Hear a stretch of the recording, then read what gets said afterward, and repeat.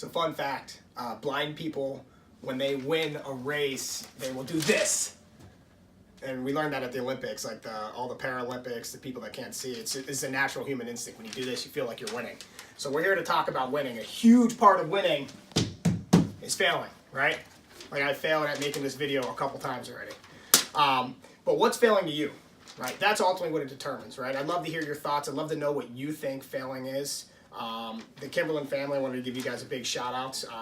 Michael Kimberlin taught me a lot and was a huge reason on why I went to Northwestern and had the career that I have. So I'm a big influence of him, and Dale, Kimberlin, you too, for watching and replying to these videos are awesome. But they say it right, if you run a business or if you're starting a startup, they want you to fail fast, fail often, fail early, right? Why does that make sense? Well, time is our most valuable asset. So if it takes me 12 or 15 years for my business to fail, well, I'd rather have it fail in a year so I can continue to do the next one, right? So again, difference between most people is I never lose, right? I only win or I learn, right?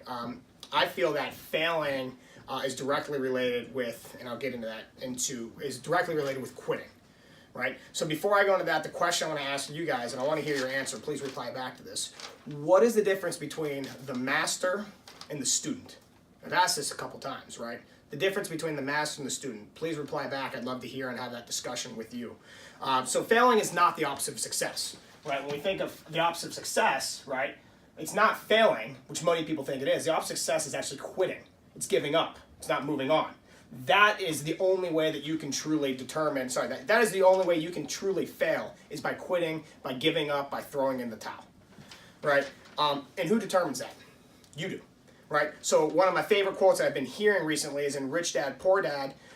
His rich dad told him, well, you can always quit later, so why quit now? Keep going. Right? So if you're having something you're going through and it's tough and it's the gritty and it's the grind and it just sucks, right? And you want to quit, and you can stop for a day, take a break, but why quit now? You can always quit later. Keep going. Right? Learn from your experiences. Look back at what you failed, what didn't work, correct it, and move forward. Because success, right? You determine failures. We also determine what success is. Success is progress, right? And one thing I'm going to give you guys for who's struggling right now is you say the Champion's Creed. Right? This Champion's Creed has been huge in my life. I've been saying it from my daughter, and you'll be hearing her say it soon. She's 5 years old. My son, I've been saying it to him every morning, right? And the Champion's Creed goes like this. I am not judged on the number of times I fail.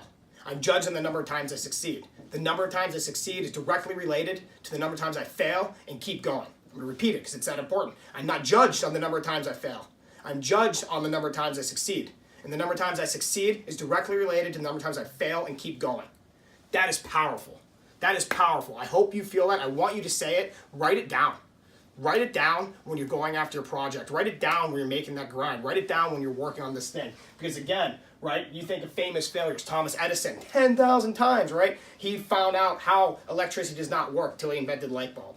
Oprah Winfrey, fired from television because she didn't have a personality for TV. Dr. Seuss's books were denied 20 times. The Beatles were denied 30-some times before they were there.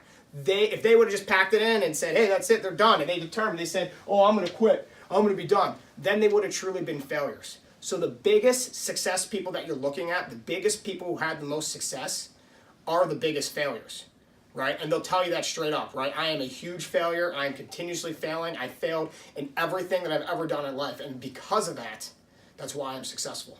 So I'm looking forward to helping you be successful. I want to know, how can I help you fail, right? I want to know what you think the difference between the master and the student is. And I'll see you guys next week in the Success Circle. Thank you.